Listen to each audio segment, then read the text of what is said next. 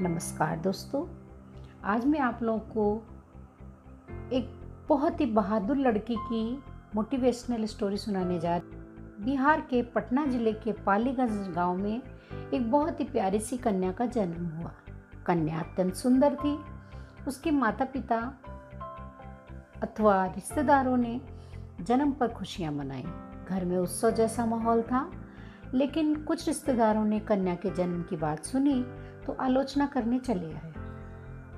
कन्या का नामकरण उसके रूप और सौंदर्य के आधार पर विदुषी रखा गया। विदुषी बहुत ही सुंदर और चंचल स्वभाव की थी। जो भी उसे देखता उस पर आकर्षित हो जाता था, उसे गोद में लेकर प्यार करने लगता था। उसके माता पिता उसे बहुत प्यार करते थे अथवा उसे कलेजे से लगाए रखते थे। विदुषी अपने गांव, अपने घर में सभी को बहुत प्यारी थी। वह खेलती कूदती अथवा वात्सल्य रस लुटाती, तोतली भाषा में अनेकों अनेक गीत गुनगुनाती पलती बढ़ती चली गई। कुछ समय के बाद वह बड़ी होने लगी। उसके माता पिता ने गांव के विद्यालय में ही दाखिला करवा दिया। वह पढ़ने लिखने में अव्वल थी, जो उसे कक्षा में और बच्चों से अलग करता था। वह जब केवल 8 वर्ष की हुई तभी उसके पिताजी का स्वर्गवास हो गया। फिर वह मानसिक रूप से परेशान रहने लगी, किंतु फिर भी वह पढ़ लिख कर आगे बढ़ती रही। उसे बचपन से ही क्रिकेट, फुटबॉल, वॉलीबॉल आदि सभी खेल बहुत अच्छे लगते थे। उसे इन सब चीज़ों का बहुत शौक था।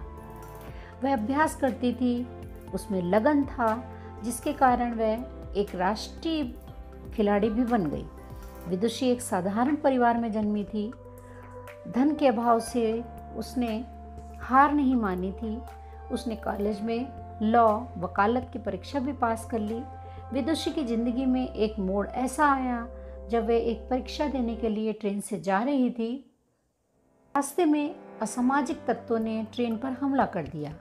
विदुषी ने जब उसका पुरजोर विरोध किया तो डाकुओं ने उसे ट्रेन से नीचे धकेल दिया। इस कृत्य से उसका एक पैर ट्रेन की चपेट में आकर कट गया। उसके बावजूद विदुषी ने हिम्मत नहीं हारी और निरंतर आगे बढ़ती रही। विदुषी अपने भाग्य के भरोसे न रहकर पूरे जीवन भर मेहनत करती रही। उसके नेक इरादे ने एक दिन एवरेस्ट की चोटी भी लांघ दी। अपने देश भारत का झंडा एवरेस्ट की चोटी पर गर्व से लहराता हुआ विदुषी और उसके जज्बे को सलाम कर रहा था। कहने का तात्पर्य यह है कि जब आप में लगन और तपस्या और काम करने की चेष्टा होती है तो हम किसी भी कार्य को आसानी से पूरा कर लेते हैं।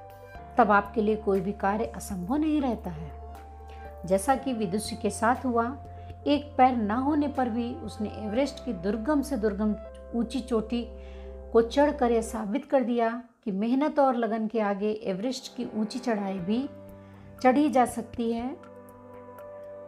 इस कहानी से हमें यह मोरल मिलता है, हर स्थिति में फाइट करते रहना चाहिए। हर स्थिति में आगे बढ़ने के लिए हमें लगन होनी चाहिए।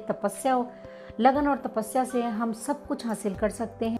जो फाइट करता है उसे चांस भी मिलता है और साथ ही साथ वो आगे बढ़ता भी है और बाद में उसको एप्रिसिएशन भी मिलता है।